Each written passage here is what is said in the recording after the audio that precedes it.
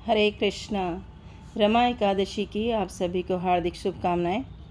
कार्तिक मास के कृष्ण पक्ष में आने वाली रमा एकादशी का महात्म्य ब्रह्म वैवर्त पुराण में श्री कृष्ण और महाराज युधिष्ठिर के संवादों में इसका वर्णन मिलता है।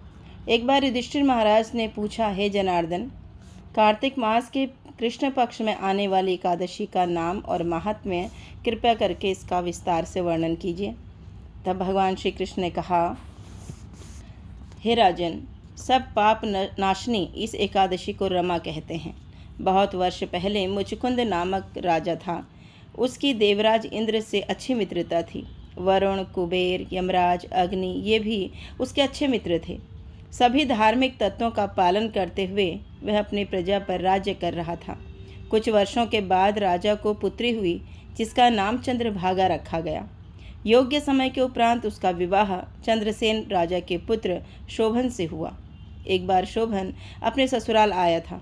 उसी दिन ही एकादशी थी। चंद्रभागा घबराकर विचार करने लगी, हे भगवान, अब क्या होगा? मेरे पति बहुत ही कमज़ोर हैं, उनसे भूख सहन नहीं होती। मेरे पिताश्री बहुत ही कठोर हैं। दशमी के दिन ही अपनी प्रजा में सेवकों को भेजकर एकादशी को अन्न कोई भी नहीं खाए, यह आदेश देते हैं। शोभन ने इस नियम के बारे में सुना और पत्नी को कहा, हे प्रिय, अब मैं क्या करूं? मेरे प्राण बचाने के लिए और राजा की आज्ञा को मानने के लिए मुझे क्या करना चाहिए? चंद्रभागा ने कहा, हे स्वामी, मनुष्य तो क्या, हाथी, अश्व तथा अन्य प्राणियों को भी आज हमारे पिताजी के साम्राज्य में कुछ भी खाने को नहीं दिया जाता। अगर आपको कुछ खाना है तो अपने घर आपको लौटना पड़ेगा।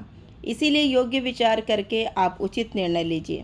अपनी पत्नी की बात सुनकर शोभन ने कहा, तुमने सत्य कथन किया है, परंतु आज एकादशी व्रत करने की मेरी इच्छा है। मेरे भाग्य में जो होगा वही होगा। इस प्रकार सोचकर शोभन ने उस दिन एकादशी का व्रत किया, पर भूख प्यास से वह इतना व्याकुल होने लगा।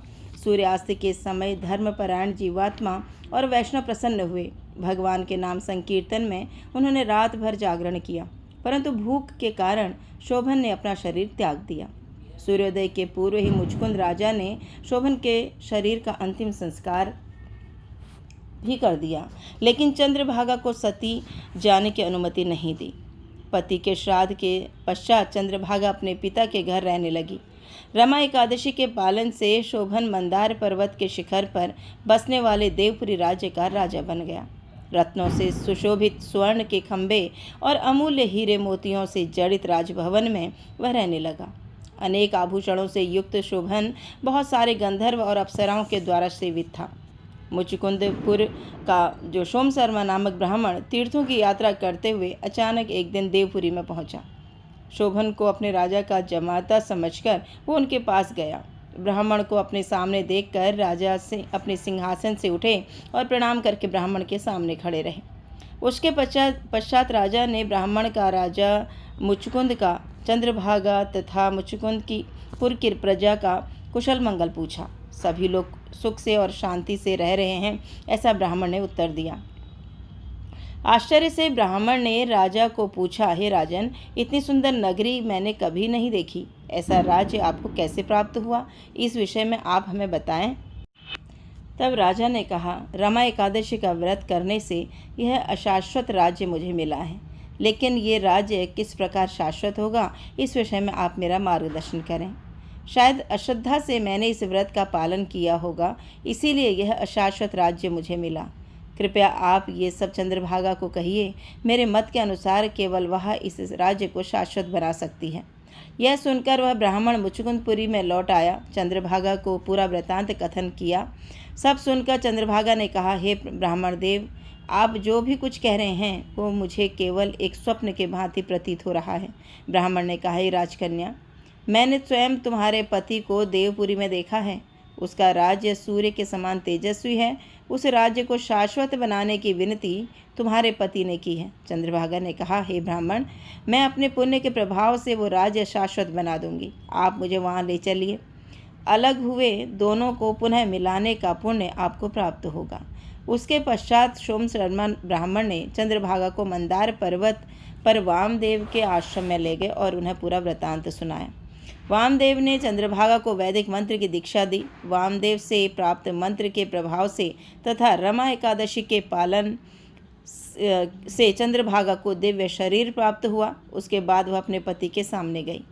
अपनी पत्नी को देखते ही शोभन को प्रसन्नता हुई। चंद्रभागा ने कहा, कृपया आपके हित के लिए मेरे 2 वचनों को सुनिए। अपने 8 वर्ष की आयु में मैं से रमा एकादशी का पालन कर रही हूँ। इस व्रत पालन के प्रभाव से आपका राज्य प्रलय तक शाश्वत और समृद्ध रहेगा। उसके बाद वह अपने पति के साथ आनंदपूर्वक रहने लगी। इसीलिए हे राजन, रमा एकादशी ये कामधेनु अथवा चिंतामणि समान सभी की सभी इच्छाएं पूर्ति करने वाली है। भगवान श्री कृष्ण ने कहा, हे राजन, इस प्रकार मैंने तुम्हें इस एकादशी के महात्म्य का कथन किया है। कृष्ण पक्ष की तथा शुक्ल पक्ष की दोनों भी एकादशी का व्रत पालन करने वाले को मुक्ति मिलती है।